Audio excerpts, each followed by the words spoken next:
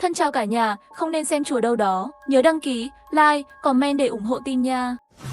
Bởi vì tôi không bao giờ trốn học, còn được học sinh nên bố mẹ đã đánh tôi. Bởi vì bố tôi là thiếu niên bất lương, mẹ tôi là bà chị hư hỏng, chưa kết hôn đã mang thai tôi. Ban đầu họ không quan tâm đến tôi, cho đến một ngày họ nhận ra có điều gì đó không ổn. Đã là lớp 6 rồi, nhưng chưa từng trốn học một lần nào. Nó không có vấn đề gì chứ? Nhìn xem tôi đã tìm thấy gì trong phòng nó. Học sinh bà tốt. Cái thứ bẩn thỉu này mà nó cũng có. Ây da, phải làm sao đây? Hôm đó họ đưa tôi cùng nhau ra ngoài. Đến một quán cà phê internet có dịch vụ xăm mình và là để tôi cải tạo quy chính, đi đúng đường. Bố nhìn tôi mang cặp sách đi ra ngoài, liền gọi tôi lại. Mới sáng sớm mà con đi đâu vậy? Đến trường, hôm nay là thứ Bảy mà. Gần đến kỳ thi cuối kỳ rồi. Nhóm học tập của bọn con tổ chức một buổi hắc chung. Mệt mỏi nằm trên ghế dài, trên ghế sofa cả đêm dụi mắt. Khoan đã. Ông ấy chống tay lên ghế, ngồi dậy. Giống như không quen biết tôi, đưa mắt đánh giá khắp người tôi. Mẹ đứa bé à, cô mau ra đây đi. Mẹ trở về sau một đêm, lớp trang điểm trên mặt vẫn chưa được gỡ bỏ. Này, gọi cái gì đó? Muốn chết à? Nè, con gái cô nè, không học hành chăm chỉ. Mẹ đang kéo lông mi giả của mình, tức giận nói. Anh tự nhìn lại bản thân mình đi. Sau nửa ngày ôn tập, tôi trở về nhà. Ngay khi vào cửa, hóa ra cả hai đều đang ở nhà. Tôi căng ra đầu trở về phòng. Đóng cửa rồi mới thở phào nhẹ nhõm. Giọng điệu hiếm có của bố vang lên bên ngoài. Tôi gọi điện hỏi rồi. Buổi sáng thật sự học ở trường. Thật là kinh khủng. Tôi không ngạc nhiên khi nghe nó đi học ở trường. Chỉ là tôi cứ tưởng là nó chạy đi chỗ khác. Nhưng tôi lật ngược cả căn phòng tìm nửa ngày. Cũng không tìm thấy thư tình hay gì cả. Tôi thậm chí còn tìm thấy cái này. Đây là, cái đó à? Mê mơ, giấy chứng nhận. Cũng không phải là nhờ lao động mới khen thưởng tiến bộ, mà là học sinh bà tốt. Phải làm gì đây? Ôi, nó đi đến bước đường này cũng là do chúng ta thiếu trách nhiệm. Tôi thực sự không nghe họ nói gì cả. Hoàn toàn xây đấm đi dạo trong phòng. Thật cẩn thận, cuộc tìm kiếm tàn khốc đã tạo nên một mớ hỗn độn trong phòng. Thực ra, rất nhiều bạn học đã phàn nàn cha mẹ họ thích lục soát phòng của họ. Nhưng phòng của tôi, nó luôn hoàn toàn thuộc về tôi. Hai người bọn họ thậm chí còn không bước vào một bước, bất kể tôi làm gì trong đó. Hoặc đêm khuya vẫn bật đèn, họ đều không quan tâm. Tôi đã cố tình mở cửa. Kết quả chưa đến 2 phút, bố đã đi đến và đóng cửa lại cho tôi. Miệng còn bĩu môi. Nghe thấy tiếng lật sách là thấy phiền. Lần này, cũng là để tôi hưởng thụ được sự quan tâm của bố mẹ. Tôi vui vẻ bước ra ngoài, xoắn xuýt hỏi. Ba mẹ đã lục đồ của con à? Họ nhìn nhau. Bố gãi đầu ho khan 2 tiếng. Giơ ngón tay lên chỉ mẹ. Mẹ thì tát vào tay ông. Là ý tưởng của ba con đó. Được rồi, đừng đùn đẩy nữa. Lần sau chú ý đừng làm các trang giấy lộn xộn. Đông đó chưa được phân loại, còn chưa kẹp vào sổ nữa. Mẹ vội vàng xua tay. Không có lần sau đâu, không có lần sau. Bố mẹ nhìn nhau. Sau đó kéo tôi ra khỏi cửa. Mẹ dẫn tôi đến một tiệm cắt tóc. Bà là khách quen ở đây. Ông chủ nhìn thấy bà từ xa đã lên tiếng chào hỏi. Anh Tuyết, không phải 2 ngày trước cô vừa nhuộm tóc rồi sao? Nhanh như vậy chán rồi à? Hey si, không phải tôi, nhuộm cho con bé này nè. Ông chủ cũng không nói nhiều, cúi xuống hỏi tôi. Em gái nhỏ, em muốn nhuộm màu gì? Tôi quét mắt nhìn bảng màu, xoay đầu hỏi ý kiến của mẹ. Mẹ chỉ vào màu đỏ cam sáng bắt mắt. Đây có phải là phong cách nước ngoài không? Ông chủ kinh ngạc. Như vậy có quá nổi loạn không? Chính là muốn nổi loạn đó. Nghe tôi đi, ông thì biết cái gì. Nhưng con nghĩ vẫn chưa đủ nổi loạn. Vậy nhuộm thêm màu trắng bạc nữa đi. Tất cả đều là màu mà mấy đứa trẻ ngốc nghếch thích. Con khinh thường, con cảm thấy bản thân đã trưởng thành rồi. Mình phải đánh giá chiều sâu và các yếu tố khách quan. Mẹ ngay lập tức đưa bảng màu qua. Vậy con muốn chọn màu nào? Nửa tiếng sau, mái tóc đen của tôi được ông chủ cắt tỉa. Tôi thoải mái bước ra khỏi tiệm cắt tóc. Bố và mẹ nghi ngờ nhìn chằm chằm vào lưng tôi. Khi thanh toán còn không quên hỏi ông chủ. Đây, chính là nổi loạn sao? Ông chủ gãi đầu. Con bé nói, cũng không phải không có đạo lý. Chặng thứ 2, mẹ cố gắng đưa chúng tôi qua đường. Đến một cửa hàng nhỏ. Trên tường treo đủ loại đồ án hình xăm. Tôi nhìn một ló mắt. Mẹ ép tôi ngồi lên ghế. Nói với ông chủ sau bàn, mang đến cho ông một vị khách mới. Ông chủ nhìn sang tôi thấy không có gì lạ. Cô bé muốn xăm kiểu gì? Tôi đưa tay ra, xăm một câu nói đi. Câu gì? Đọc sách vì sự phát triển của Trung Hoa. Khoảnh khắc đó, tôi thấy sắc mặt của bố mẹ tôi cực kỳ khó coi. Ông chủ đứng hình một lúc, nhìn tôi rồi thả dụng cụ xuống. Xoay người lại, nói với ba mẹ tôi. Đứa trẻ đang đi học tốt, dẫn đến đây làm cái gì? Người ta có tham vọng lớn. Đừng làm hỏng nó. Đổi câu khác đi. Tình cảm chân thật hơn một chút. Tôi cúi đầu suy nghĩ một lát. Tình cảm chân thật. Vậy thì con yêu bố và mẹ. Mẹ tôi đã bỏ chạy trước khi tôi nói hết câu. Bố tôi cười ngượng, đưa tay xoa da gà đang nổi trên tay, kéo tôi đi ra ngoài. Cuối cùng bố mẹ đưa tôi đến quán net, ngôi nhà hạnh phúc của họ. Mở máy xong, tôi không thể đè nén phấn chạm vào bàn phím, bắt đầu di chuyển chuột. Bình thường chỉ có thể sử dụng máy tính trong giờ tin học ở trường. Một tuần chỉ được một lần. Bình thường chỉ có thể sử dụng máy tính trong giờ tin học ở trường. Họ đã mở máy cho tôi 3 tiếng. Hai người họ ngồi ở bên trái và bên phải của tôi. Cũng tự mở máy tính cho bản thân. Họ ngồi cách tôi, thảo luận xem tôi nên bắt đầu với trò chơi nào. Bọn họ cãi nhau nửa ngày vẫn khó phân thắng bại. Cuối cùng chỉ có thể quay đầu nhìn tôi. Con đang chơi trò gì vậy? Út, con vừa gõ văn bản. Bàn phím này tốt hơn bàn phím của trường. Tốc độ đánh máy cũng nhanh hơn nhiều. Tôi lại chỉ sang bên phải để tiếp tục. Sau đó kết hợp với PT này, có thể làm những thứ rất đẹp. Ba mẹ xem, chuyển động của nó thú vị lắm đó. Họ im lặng nhìn tôi biểu diễn thêm một lúc lâu. Sau đó rất lâu không nói chuyện. Sau đó, họ chơi trò chơi của riêng mình. Nhưng hình như không quá dụng tâm. Thỉnh thoảng lại nhìn tôi. Tôi hài lòng khi ra khỏi quán cà phê internet. Bố mẹ rất thất vọng. Chỉ có thể đưa tôi về nhà. Cuộc họp phụ huynh sau 2 tháng nữa là cán bộ lớp. Như mọi khi, tôi sẽ đến trường để giúp đỡ. Khi đứng chỉ đường cho phụ huynh ở cổng trường, tôi thấy mẹ tôi cứ đứng ở cách đó không xa cứ do dự mãi. Lát nữa bố tôi cũng chạy xe tới. Mẹ tôi ngạc nhiên khi thấy ông xuống xe máy. Hai người nói mấy câu cuối cùng cũng không còn do dự nữa. Cùng nhau đi rồi. Bố ơi! Sao bố lại đến đây? Mẹ con bảo giữa chúng ta phải chia sẻ khó khăn. Khi tôi trở lại bên ngoài lớp học, họ đã ngồi vào vị trí cạnh cửa sổ của tôi. Tôi mỉm cười với họ qua cửa sổ. Họ cùng đáp lại tôi, nụ cười cứng ngắc còn xấu hơn cả khóc. Chủ nhiệm lớp đứng trên bục giảng nhìn lại thành tích của mọi người trong học kỳ này. Tôi biết họ không nghe thấy gì cả. Hai người bình thường không đứng đắn, bây giờ ngồi xuống, cúi đầu, khom lưng, chắp tay lại, như thể đang chờ xét xử. Bây giờ là giai đoạn quan trọng cho bậc tiểu học lên trung học, cho nên tôi nhân cơ hội này. Đây là một số bạn học cần phải chú ý. Bố mẹ tôi co rúm người. Tôi thấy đầu tóc của bố tôi dựng đứng, người không ngừng run rẩy. Một số bạn học có thành tích nghiêm trọng, một số bạn học quá bất cẩn, kết quả lên xuống thất thường. Còn có bạn học nghiện trò chơi, tiểu thuyết, thành tích có bước lùi rõ rệt. Lát nữa phiếu điểm sẽ được gửi đi. Tôi đã đánh dấu tất cả các loại tình huống. Phụ huynh có thể tham khảo để hiểu rõ hơn. Họ thở phào nhẹ nhõm, thì thầm. Không có điểm mặt gọi tên thì tốt quá. Bố mẹ, tôi thì thầm bảo họ, giáo viên gọi hai người lên kìa. Hả? Hai người vội vàng đứng dậy. Sau đó không biết làm gì, bước lên bục. Họ cúi đầu đứng trên bục như học sinh bị giáo viên dạy dỗ. Thấy chủ nhiệm lớp chậm trễ không lên tiếng, họ không thể không liếc nhìn. Chủ nhiệm đành phải nghi ngờ lặp lại những lời vừa rồi một lần nữa. Giai đoạn cuối cùng, mời phụ huynh của học sinh hạng 1 chia sẻ kinh nghiệm giáo dục. Nghe tôi được hạng 1. Vẻ mặt hai người vô cùng sốc. Chủ nhiệm lớp mời họ phát biểu. Cả hai đều đứng trên bục giảng không thể nói một lời nào. Thành thật mà nói, chúng tôi có kinh nghiệm giáo dục gì cả. Thành tích của con gái tôi 100% là nhờ chính bản thân nó. Bởi vì đôi khi chúng tôi không chỉ không giúp được gì, mà có thể làm phiền con bé.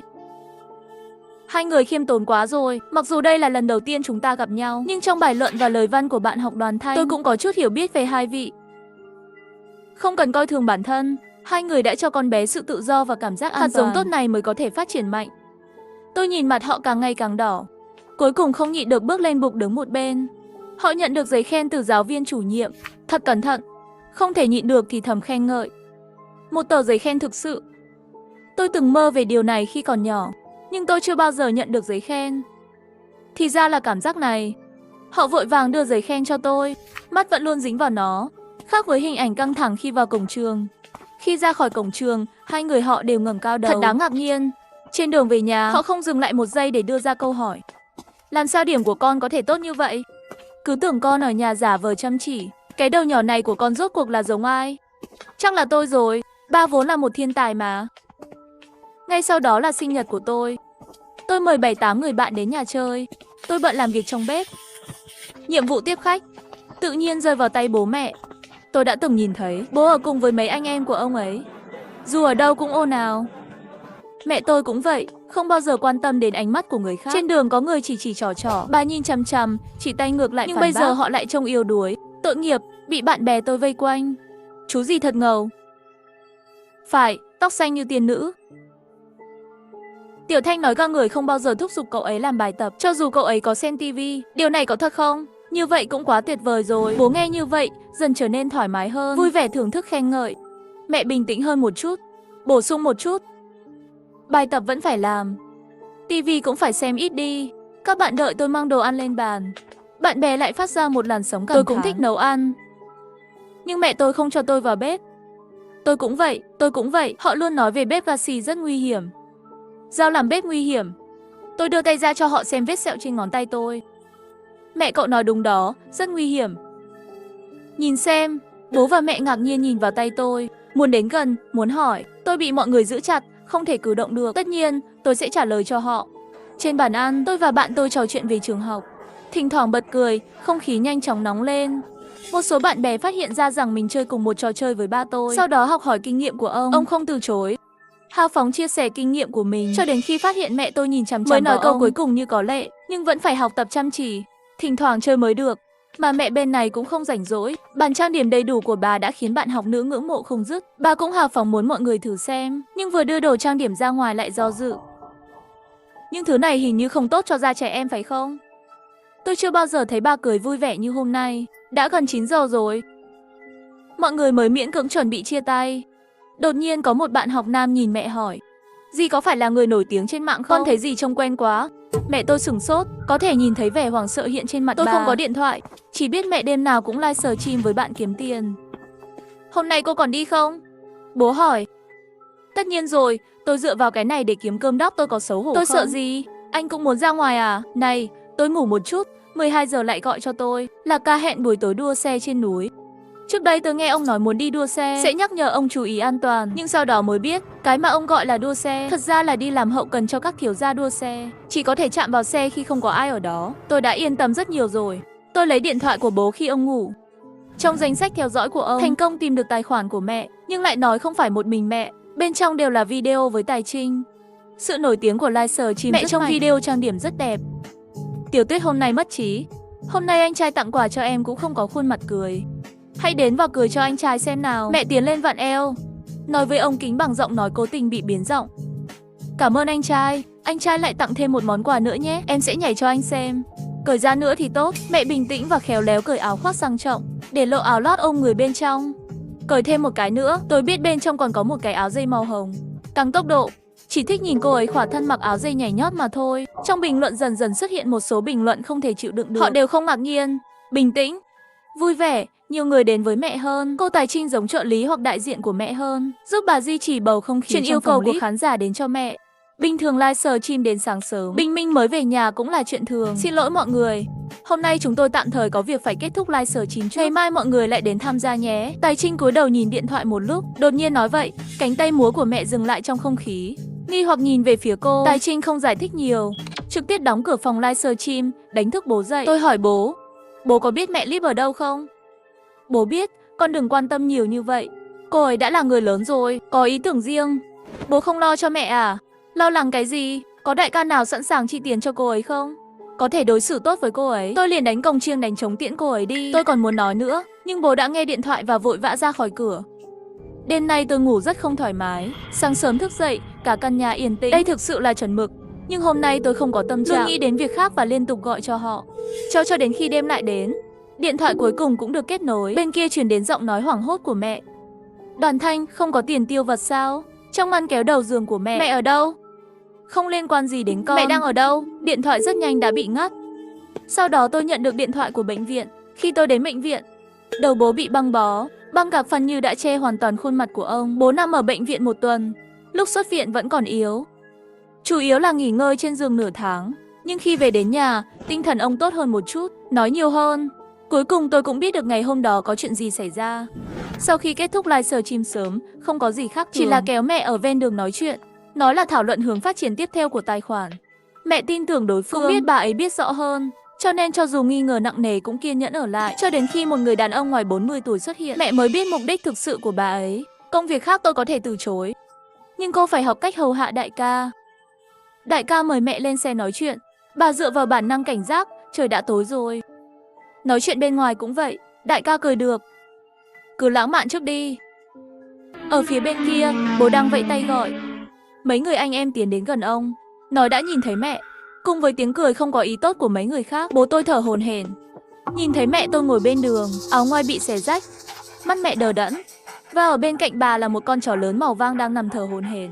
Bố đôi khi mua xúc xích giấm bông, còn chưa kịp ăn thì đã biến mất rồi. Hiện tới mới biết là mẹ lại cho chó ăn. Nhưng không ngờ là hôm nay là con chó lớn màu vàng này gọi mẹ. Sau đó, bố tức giận đi tìm người đàn ông đó. Ông cũng bị đánh không nhẹ. Bố đấm một cái cũng mạnh lắm đó. Ôi, bố tôi đã lặp lại điều này nhiều lần trên giường bệnh. Tôi chiếu lệ đáp, vâng, tất nhiên rồi. Bên kia bị thương thì bị thương, nhưng chắc chắn là nhẹ hơn ông ấy nhiều. Nếu không tìm đến sớm thì rắc rối rồi. Sau đó, sức khỏe của cha tôi ngày càng tốt hơn. Khi học kỳ mới bắt đầu, công việc cũ của bố mẹ không còn nữa. Cửa tiệm ăn sáng mà gia đình tôi đã chuẩn bị từ lâu cũng chính thức mở cửa rồi. Sau đó tôi tốt nghiệp tiểu học, bố mẹ sau khi cố gắng đã có cửa hàng riêng. Theo đề nghị của tôi, họ đã tổ chức một đám cưới. Tôi giúp mẹ sắp xếp váy cưới. Dưới ánh mặt trời, mẹ đẹp lung linh. Đám cưới, tôi nắm tay thành viên mới của gia đình chúng tôi, Đại Hoàng, cùng nhau làm hoa đồng, tặng nhẫn cho họ. Bố cầm lấy điện thoại, vừa căng thẳng vừa kích động, sau đó không nói được lời nào với người khác. Ông nghĩ rồi nghĩ, bỗng nhiên quay lại, nâng áo lên để lộ lưng. Mọi người cùng nhìn xem, 4 chữ to đoan đoan chính chính, vạn sự như ý. Thân chào cả nhà, không nên xem chùa đâu đó. Nhớ đăng ký, like, comment để ủng hộ team nha. Bạn có dám tin không? Một ông già quầy chân ăn chay niệm Phật chính là một con quỷ giết người không chớp mắt. Trương Thục Hồng sinh ra trong một gia đình trí thức ở thành phố Cát Lâm. Cha cậu là một kỹ sư cao cấp, mẹ cậu là giáo viên trung học. Gia đình có 5 đứa con, cậu là đứa thứ 3. Cuộc sống gia đình hạnh phúc. Nhưng thời gian tốt đẹp không dài, Trương Thục Hồng bất hạnh ngay khi còn nhỏ bị bệnh bại liệt, chân phải bị khuyết tật vĩnh viễn. Bình thường ngay cả cuộc sống cơ bản cũng khó tự chăm sóc, bởi vì di chuyển bất tiện. Từ khi bắt đầu đi học đã thường xuyên bị bạn học bắt nạt. Theo của bí ghi nhớ của bạn học thời trung học, khi còn học trung học cơ sở, anh ấy là đối tượng bị cô lập trong lớp. Lớn lên từng ngày, Trương Thục Hồng đọc đến trung học cơ sở thì không đi học nữa, bởi vì bằng cấp không cao, khuyết tật. Hắn chỉ có thể đến một nhà máy làm việc. Ngược lại, các anh chị em khác đều được học đại học, di cư ra nước ngoài, điều kiện sống vô cùng tốt. Cảm giác khoảng cách này khiến Trương Thục Hồng trở nên đặc biệt hoang tưởng. Hắn đổ lỗi mọi thứ cho số phận không tốt. Rõ ràng bản thân cũng rất thông minh. Bệnh tật đã khiến anh ta ra nông nỗi này. Cũng bởi vì từ nhỏ không được đối xử bình đẳng, anh ấy luôn khao khát sẽ có được sự tôn trọng của người khác. Năm 1982, khi Trương Thục Hồng lại đến bệnh viện khám bệnh, gặp gỡ Lý Dĩnh, người cũng bị bệnh bại liệt.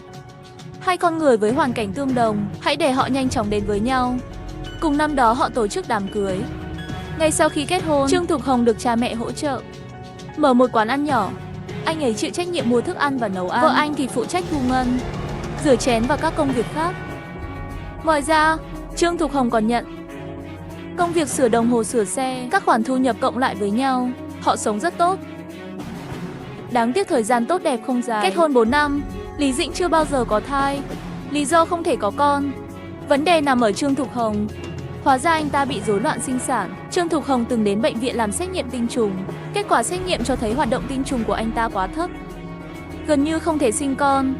Chuyện này mặc dù không có hại lắm, nhưng rất tính xúc phạm rất lớn. Cho nên kẻ sĩ diện như Trương Thục Hồng không nói với vợ, nhưng anh ấy thực sự muốn có một đứa con.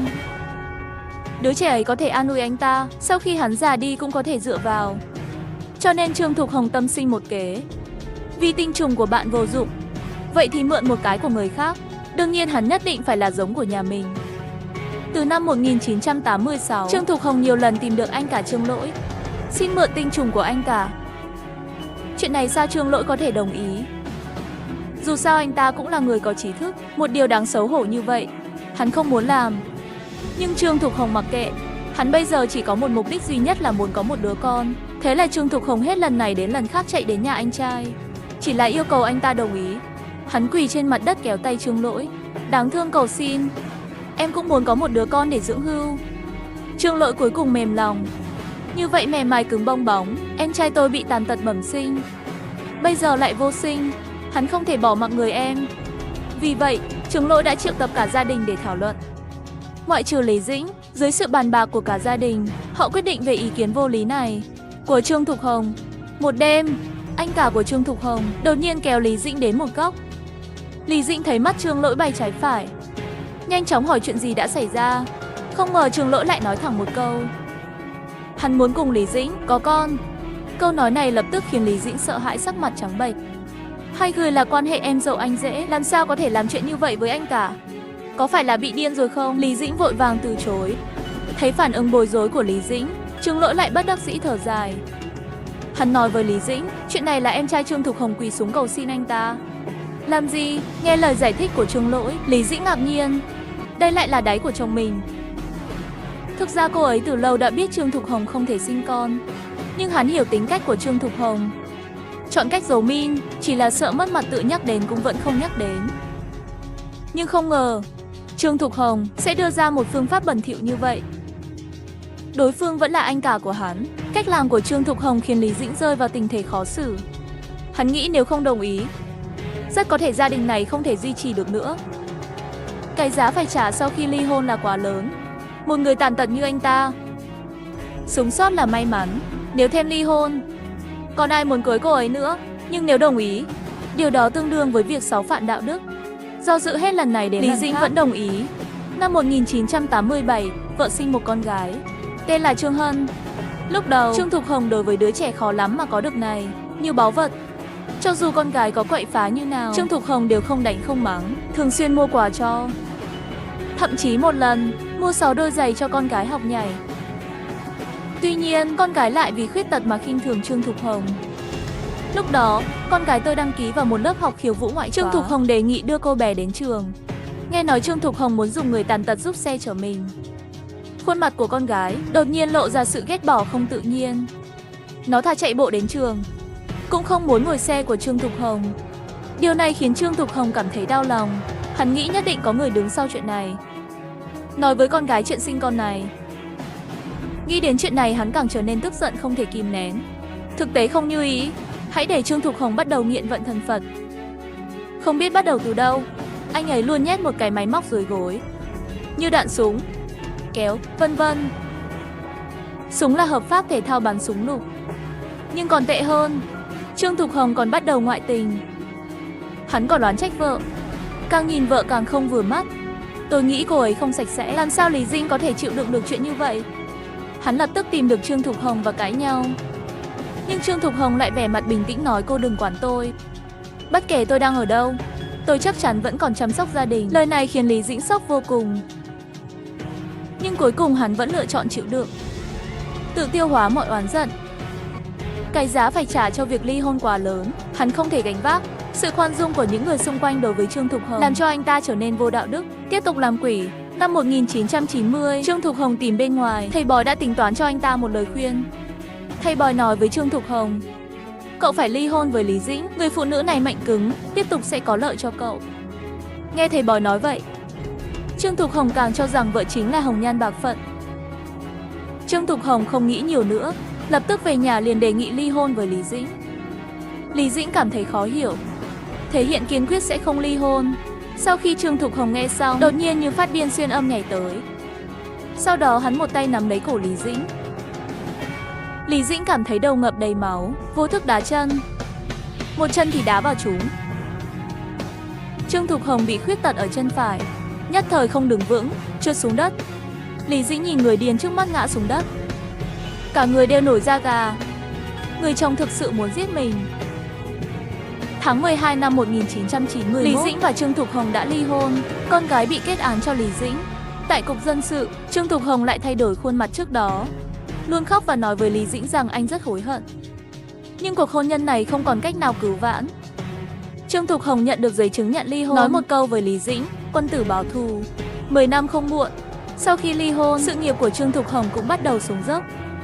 Không có vợ cũ giúp đỡ, quán ăn nhanh của anh ấy rất nhanh, đóng cửa rồi cuối cùng lại về với cha mẹ. Hắn tìm Lý Dĩnh tái hôn, nhưng Lý Dĩnh kiên quyết từ chối hắn.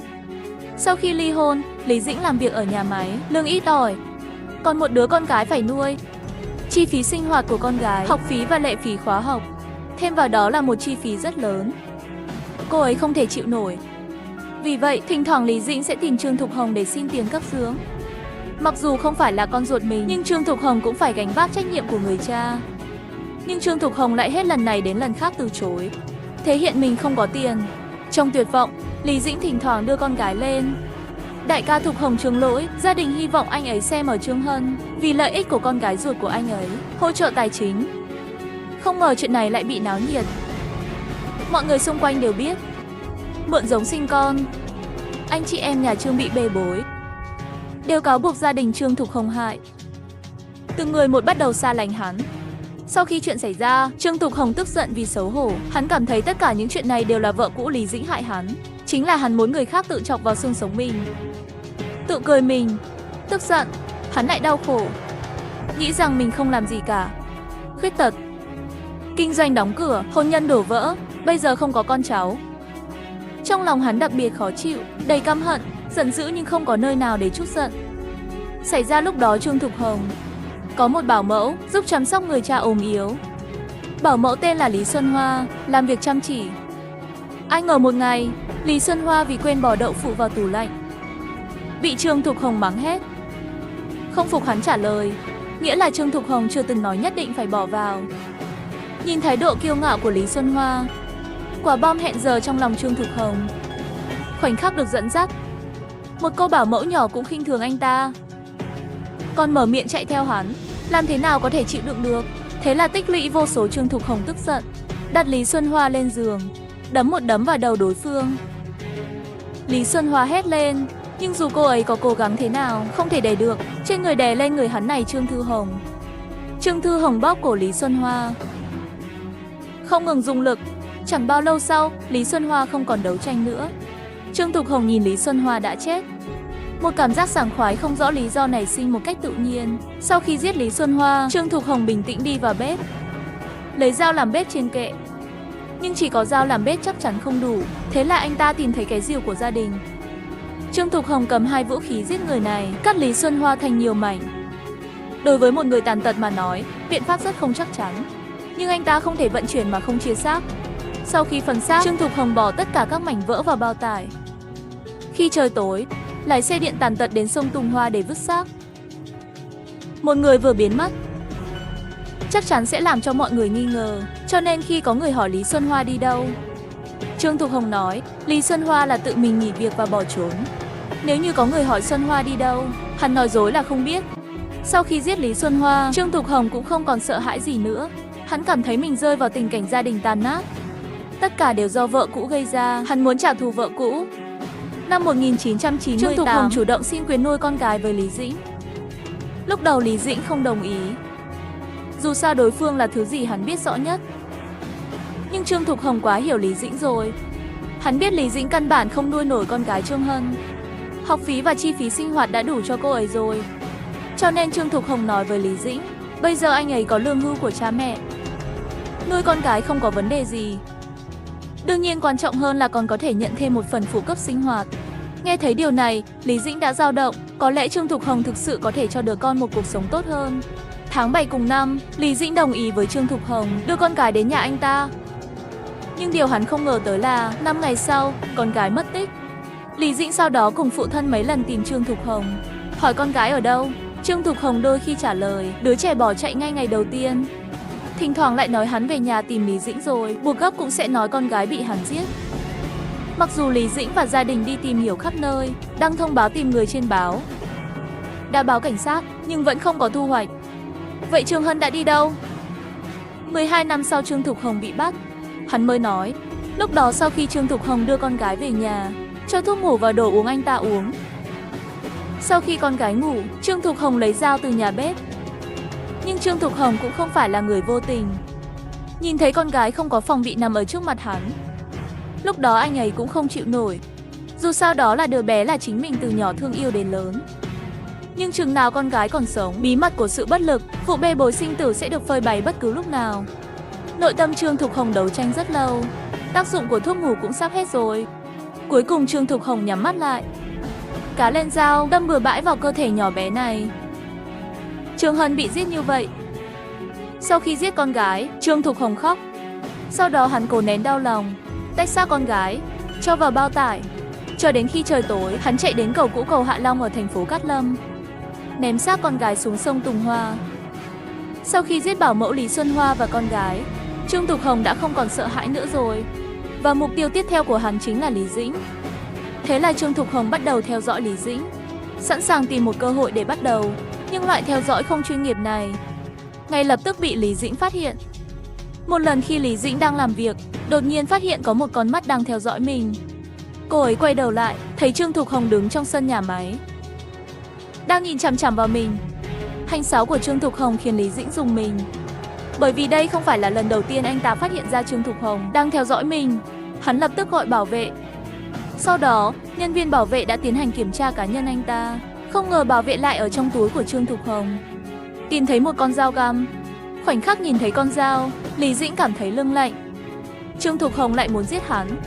Để sống, Lý Dĩnh lập tức bán nhà trốn đi nơi khác.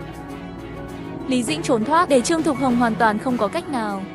Tự mình hành động không tiện, không thể nào cũng đi theo ra ngoài. Năm 1999, Trương Thục Hồng lại nghĩ ra biện pháp khác để trả thù vợ cũ. Hắn ở trong một cảnh của người chết Lý Xuân Hoa, tìm thấy lá thư đòi tiền mà anh ta viết cho gia đình.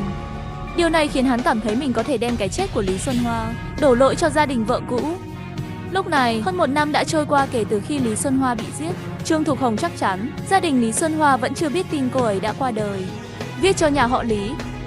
Bức thư đầu tiên là một bức thư nặc danh, bên trong viết Lý Xuân Hoa hiện đang bị bán. Chồng tốt, đừng nhớ cô ấy. Thư thứ hai, đó là số lần bắt chước giọng điệu của Lý Xuân Hoa. Hắn bị bán vào cửa hàng tranh, một người tên là Lý Cương. Tình hình kinh tế căng thẳng, nhờ người nhà gửi ít tiền. Cuối bức thư viết một tài khoản chuyển tiền. Về phần Lý Cương trong thư là em trai của Lý Dĩnh. Cha của Lý Xuân Hoa là một người có chút văn hóa.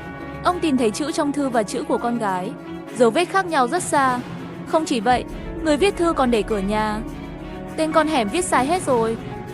Vậy, hắn căn bản không tin nội dung của hai lá thư này. Các dấu hiệu cho thấy một điều. Bức thư này căn bản không phải do Lý Xuân Hoa viết. Con gái chắc xảy ra chuyện rồi. Thế là cha của Lý Xuân Hoa lập tức báo cảnh sát. Cảnh sát lập tức tiến hành thẩm định sổ tay. Hóa ra đây hoàn toàn không phải là ghi chú của Lý Cương. Sau đó, họ dựa trên số tài khoản chuyển tiền để lại trên thư, tìm thấy trên người Trương Thục Hồng. Năm 2000, cảnh sát triệu tập Trương Thục Hồng. Trương Thục Hồng ngồi đối diện cảnh sát. Bình tĩnh. Đẩy chuyện này đi. Ông khẳng định Lý Xuân Hoa tự bỏ việc, không chỉ rời khỏi nhà hắn. Về phần cô ta sau đó đi đâu, hắn hoàn toàn không biết. Và tài khoản chuyển tiền này là Lý Xuân Hoa trước khi bỏ việc để anh mở tài khoản giúp cô ta, không liên quan gì đến anh ta. Lời nói sớm không có sai sót. Ngoài ra, hắn vẫn là một thằng què, làm sao có thể làm được việc như bắt cóc. Sau khi bị triệu tập 2 lần, cảnh sát cho anh ta về nhà. Nhưng lần thả này lại hại chết nhiều người hơn. Năm 1999, do tuổi tác của cha mẹ cần người chăm sóc, Trương Thục Hồng lại mời một bảo mẫu. Tên bảo mẫu là Lý Diễn Thu, nhỏ hơn Trương Thục Hồng 7 tuổi. Trong những năm sau đó, hai người dần nảy sinh tình cảm. Lý Diễn Thu và vợ cũ Lý Dĩnh không giống nhau, là một người bình thường có sức khỏe tốt. Cô ấy làm việc, anh ấy rất tốt với Trương Thành Hồng và bố mẹ anh ấy. Điều này khiến Trương Thục Hồng cảm nhận được sự ấm áp chưa từng có. Một người phụ nữ khỏe mạnh, sẵn sàng tận tâm với bản thân như vậy. Cô ấy rất biết ơn. Sau đó cha mẹ đều qua đời. Anh chị em cũng không còn liên lạc với Trương Thục Hồng nữa. Trương Thục Hồng trở thành người cô độc. Lý Diễn Thu trở thành điểm tựa cầu Trương Thục Hồng. Sự phụ thuộc duy nhất trong những đêm gần gũi khiến tình cảm của hai người dần dần nóng lên, bước vào thiên đường hôn nhân. Mặc dù cả hai đều không có việc làm, sống bằng số tiền ít ỏi của bảo hiểm, cuộc sống thật chặt chẽ, nhưng tình yêu uống đủ nước. Tình cảm của hai người rất tốt. Cuộc sống hạnh phúc và bình yên này, nó kéo dài 10 năm. Năm 2009, Trương Thục Hồng 50 tuổi đã tính toán cho mình. Ông ấy tính ra mình không sống quá 53 tuổi. Đã mắc bệnh tiểu đường, nhiều loại bệnh khác của Trương Thục Hồng.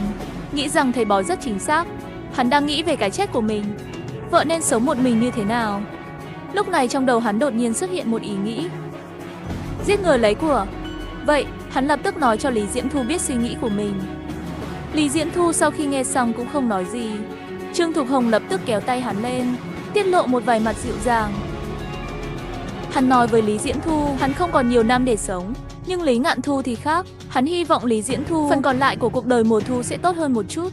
Nghe lời thú nhận này của Trương Thục Hồng, Lý Diễn Thu không phản bác. Lý Diễn Thu là một phụ nữ bình thường. Không có Trương Thục Hồng, hắn cũng không biết cuộc sống tương lai của bạn có thể sống như thế nào. Cho nên hắn chỉ có thể lựa chọn chấp thuận. Nếu đã quyết định làm chuyện như vậy, vậy thì phải làm không dò gì nước. Trương Thục Hồng quyết định ly hôn giả với Lý Diễn Thu, sau đó thuê cho anh ta một căn nhà bên ngoài. Sau đó hắn liền để cho Lý Diễn Thu đi đăng báo kết hôn. Họ nghĩ, bằng phương pháp này, để thu hút một loạt những người đàn ông giàu có, sau đó bắt cóc và lừa đảo tiền, Nhưng Lý Ngạn Thu hiện đã hơn 40 tuổi, không tài cũng không sắc, không có người đàn ông chất lượng nào cả. Tất cả những gì thu hút đều là các ông chú. Sau khi kế hoạch thất bại, Trương Thục Hồng lại sinh một kế. Nếu hôn nhân không được, vậy thì đi vào lĩnh vực mình giỏi bói toán đi. Hắn lập tức làm quảng cáo nhỏ của thầy bói, tìm hữu duyên và giúp người chuyển mệnh. Không ngờ lại có người mắc câu. Người này tên là Lý Minh Lượng, 24 tuổi, là người thất nghiệp. Anh ấy đã tìm việc ở thành phố Cát Lâm trong tháng này, nhưng không có kết quả tốt. Nỗi khổ của cuộc sống khiến Lý Minh Minh mất đi khả năng suy nghĩ đến việc nhờ thần Phật vận chuyển giúp đỡ. Thế là anh ta mượn em gái 100 tệ. Sau khi mượn tiền, Lý Minh Minh lập tức đến nhà Trương Thục Hồng. Nhưng hắn không biết mình đã vào động lừa đảo. Để có thể lừa thành công Lý Minh Lượng, Trương Thục Hồng bắt đầu các loại dạy môn làm rìu. Khi trò chuyện với Lý Minh Lượng, cố tình tụ tập xen lẫn kinh điển Phật giáo, tạo cho anh ấy ấn tượng về một bậc cao nhân. Đáng tiếc Lý Minh Lượng còn non nớt, không có kinh nghiệm xã hội, nào có phân biệt được thật giả. Hắn rất nhanh đã rơi vào cái bẫy do Trương Thục Hồng đặt ra. Trương Thục Hồng đầu tiên chụp vài bức ảnh cho Lý Minh Lượng, sau đó hỏi ghi lại chi tiết như hoàn cảnh gia đình. Ngoài ra, Trương Thục Hồng còn rủ làm một cái thẻ ngân hàng. Sau khi làm thẻ sẽ chờ làm việc chính thức. Trương Thục Hồng mang cho Lý Minh Minh một ly nước thần, vẫn còn thuốc ngủ trong đó. Lý Minh Minh cũng không nghĩ mà uống cạn, rồi ngất xỉu. Sau khi anh ta ngủ, Trương Thục Hồng lập tức vào bếp lấy dây nàng lan, bóp cổ hắn. Trương Thục Hồng hiện tại đã có thể giết người rất thành thạo rồi. Sau đó hắn lập tức lục soát Lý Minh Minh. Nhưng điều mà Trương Thục Hồng không ngờ tới là người thanh niên này chỉ có 20 đồng. Phí quảng cáo 240 tệ. Trương Thục Hồng cảm thấy tức giận, lập tức đem xác của nó ném xuống sông. Sau đó, Trương Thục Hồng, người cảm thấy sâu sắc rằng mình đã làm kinh doanh, lại chuyển sang phương án dự phòng. Hắn để cho vợ Lý Diễm Thu giả dạng làm nhân viên công ty mai mối quốc tế, gọi cho em gái của Lý Minh Lượng. Lý Diễm Thu nói dối em gái, anh trai anh ấy đã đăng ký cho cô một cuộc hẹn hò mù, muốn em ấy đến cứu chuyến. Sau, Trương Thục Hồng lại là cải tranh thành nhân viên bệnh viện tư nhân, viết thư tống tiền cho gia đình Lý Minh Lượng. Trong thư viết: chúng tôi đã cứu con trai ông, nếu không cậu ta sẽ chết. Nếu các bạn có lương tâm thì hoàn lại tiền. Trương Thục Hồng để tránh phạm lần trước sai lầm của Lý Xuân Hoa, vẫn còn trong thư đính kèm là chiếc nhẫn và ảnh của Lý Minh Lượng. Tuy nhiên, bởi vì vợ chồng Trương Thục Hồng lương đều không có văn hóa gì, trong thư họ viết có rất nhiều lỗi chính tả mà không ai tin. Vì vậy, cha mẹ của Lý Minh Minh cũng đã báo cáo vụ việc, nhưng lần này Trương Thục Hồng vẫn thoát được một kiếp. Cha mẹ Lý Minh Minh liên tiếp báo cáo vụ án 3 lần, cảnh sát đều lấy thời gian mất tích quá ngắn, từ chối nộp hồ sơ. Sau đó Trương Thục Hồng phát hiện hiệu quả viết thư quá thấp, không chỉ chậm, uy tín thấp, vì thế hắn phải nghĩ cách khác. Trương Thục Hồng quyết định giết bảo mẫu. Điều này không chỉ có thể kiếm tiền, không dễ bị kết án, con đường khả thi. Không lâu, thành phố Cát Lâm có một bảo mẫu, sát thủ thì là lời đồn mà thôi. Tháng 5 năm 2009, Trương Thục Hồng đến chợ trung gian tìm con mồi. Lúc đầu, Trương Thục Hồng tìm bảo mẫu do bên trung gian giới thiệu. Nhưng bởi vì những bảo mẫu này về cơ bản đều ghi lại, không tốt để che giấu danh tính của mình, cho nên Trương Thục Hồng thay đổi đường, tìm một số công việc lặt vặt, tìm người ở phương khác. Bảo mẫu đã ly hôn, có rất ít khả năng họ sẽ được tìm thấy sau khi mất tích. Sau khi xác nhận mục tiêu, Trương Thục Hồng quyết định để Lý Diễm Thu hóa trang thành em gái của mình. Hai người cùng nhau ra đường tuyển người. Chẳng bao lâu nữa đã bảo mẫu bị mắc câu. Theo quy trình, ở nhà, đầu tiên anh ta nói chuyện với bảo mẫu, nói dối là bọn họ có thảm họa tia 10. Sau khi bảo mẫu buông cảnh giác, Trương Thục Hồng liền lấy bùa hộ mệnh. Bùa hộ mệnh không phải để ở bên cạnh, mà là muốn đốt thành trong ngâm nước uống đi. Và trong nước này đã sớm bị Trương Thục Hồng bỏ thuốc ngủ xuống rồi. Sau khi bảo mẫu ngủ thiếp đi, hắn dùng dây nan lan bóp cổ bảo mẫu cho đến khi hết hơi. Toàn bộ quá trình, Lý Diễm Thu đều không tham gia, mà là ở lại Trương Thục Hồng trong phòng cho thuê cho anh ta. Bởi vì Trương Thục Hồng không muốn liên lụy đến cô ấy. Sau khi giết người, vẫn theo phương pháp cũ, Trương Thục Hồng kéo thi thể vào bếp, lấy rìu và dao để chặt xác.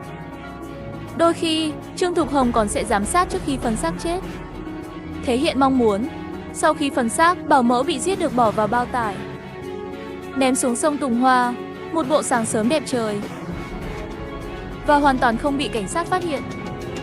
Cho đến tháng 8 năm 2010, Trương Thục Hồng đã lần lượt giết 7 bảo mẫu. Chỉ từ tháng 7 đến tháng 8 cùng năm, Hắn đã giết 4 bảo mẫu, giết rất nhiều người, làm sao có thể hoàn toàn không có sơ hở. Ngày 13 tháng 8 năm 2010, Trương Thục Hồng trên cột điện ở chợ Đông nhìn thấy một thông báo tìm người, và người đàn ông trên tờ rơi đã sớm bị hắn phân thây ném xuống sông rồi. Sau khi Trương Thục Hồng nhìn thấy thông báo tìm bạn, bắt đầu cảm thấy lo lắng. Hắn lập tức bảo Lý Diễm Thu về nhà thuê, còn mình lại chạy đến nhà bố mẹ Lý Diễm Thu làm khách. Nhưng lần này, Trương Thục Hồng không thoát được đâu, bởi vì cảnh sát đã xác định được hắn. Từ cuối tháng 7, cảnh sát địa phương liên tục nhận được nhiều bảo mẫu, trường hợp mất tích, và những người mất tích có những điểm tương đồng đáng kinh ngạc. Phụ nữ mất tích đều đã ly hôn, hoặc phụ nữ trung niên và già ở nông thôn của gia đình góa chồng.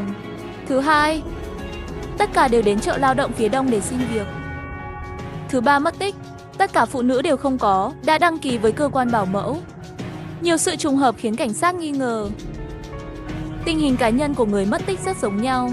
Giải thích những trường hợp này rất có thể là do một người gây ra, và kẻ giết người có ý thức tìm kiếm những phụ nữ như vậy. Vậy, cảnh sát đã tiến hành khám xét thảm trong nhiều ngày. Cuối cùng cũng có được manh mối quan trọng. Những bảo mẫu mất tích này, tất cả đều bị một tên què mang đi. Theo phản ứng trung gian của thị trường bảo mẫu, người tàn tật này khoảng 50-60 tuổi, ăn mặc gọn gàng, ăn nói điềm tĩnh. Mỗi lần đến đây, anh ấy đều mang theo em gái mình. Họ đang tìm một người trông trẻ, chăm sóc một người đàn ông 70 tuổi. Điều kiện là gói đồ ăn, thêm 1.200 nhân dân tệ tiền lương hàng tháng. Cảnh sát lập tức dựa vào những manh mối này, vẽ một bức tranh giản dị. Một người đàn ông trung niên và già, khoảng 50 tuổi, khuyết tật chân. Ngay sau đó họ khóa một nghi phạm, Trương Thục Hồng. Chiều ngày 19 tháng 8 năm 2010, cảnh sát đã bắt giữ Trương Thục Hồng và Lý Diễm Thu. Đối mặt với câu hỏi của cảnh sát, Trương Thục Hồng rất không hợp tác, còn vợ cũ của hắn thì không biết điều gì cả. Về chuyện giết người, hắn tránh không nói chuyện, phiên tòa bế tắc. Không có cách nào, cảnh sát lập tức tiến hành khám xét nhà của Trương Thục Hồng. Sớm thôi, cảnh sát khám xét nhà Trương Thục Hồng đã phát hiện ra. Họ không chỉ tìm thấy con dao, dụng cụ gây án như rìu, dưới một viên gạch ở sân sau, tìm thấy những vật có giá trị mà nạn nhân để lại, như vòng cổ vàng, nhẫn, vòng tay vi, và tổng số tiền này chưa đến 30 vạn. Sau đó được xác định bởi con gái của một nạn nhân. Một trong những chiếc vòng tay vàng, đó là món quà anh ấy tặng mẹ. Cảnh sát đã đưa những bằng chứng này trực tiếp vứt trước mặt Trương Thục Hồng. Trương Thục Hồng vẫn đang ngụy biện, lát nữa nói bán chúng đi, lát nữa lại nói đã để sông Tùng Hoa. May mắn là công tác điều tra của cảnh sát nhanh chóng có tiến triển. Ở góc bếp nhà Trương Thục Hồng, tìm thấy vết máu. Sau khi so sánh DNA, là của một trong những người mất tích. Lúc này, bằng chứng về vụ giết người của Trương Thục Hồng đã rõ ràng. Trước nối bằng chứng, Trương Thục Hồng buông miệng rồi, thừa nhận mình đã giết người. Kể từ năm 1997, tự sát 15 người, hầu hết là bảo mẫu. Trong phòng thẩm vấn, Trương Thục Hồng khẳng định mọi chuyện đều do một mình hắn làm. Vợ anh Lý Diễm Thu không biết. Hắn luôn phủ nhận việc giết người là để lại tiền cho vợ. Vì sao giết người? Làm thế nào để làm điều đó? Anh ấy nói anh ấy không nhớ nữa. Có người vì tò mò hỏi Trương Thục Hồng rằng ngươi ăn chay, tin Phật, tại sao còn có thể phạm vào sự giết chóc nặng nề như vậy? Anh ấy cười nói ăn chay là vì tôi bị tiểu đường. Những điều đó tự tôi bịa ra mà tôi bày ra những việc này, căn bản là không tin điều đó. Sau khi vào tù ngày 19 tháng 1 năm 2011, Trương Thục Hồng còn định ly hôn theo thỏa thuận. Hãy để Lý Diễm Thu thoát tội, nhưng anh ta không có tác dụng gì với việc bảo vệ vợ mình. Quá nhiều chi tiết cho thấy Lý Diễm Thu đã tham gia sâu vào việc này. Cô ta đi cùng hắn để tuyển dụng quần áo chất lượng và đồ tốt mà nạn nhân để lại. Đồ dùng hàng ngày đều do Lý Diễm Thu sử dụng. Cùng với video CAC cảnh sát vớt xác chết sông Tùng Hoa thì rất nhanh, phiên tòa xét xử Trương Thục Hồng chậm trễ cũng đang đến gần từng bước. Đã xác minh, trong vụ án giết người mà Trương Thục Hồng kể lại, danh tính của 4 người đàn ông đã được xác minh. Những người còn lại vì tuổi tác hoặc là không tìm được xác, không thể chắc chắn. Ngày 26 tháng 12 năm 2013, Trương Thục Hồng và Lý Diễm Thu bị xử tử.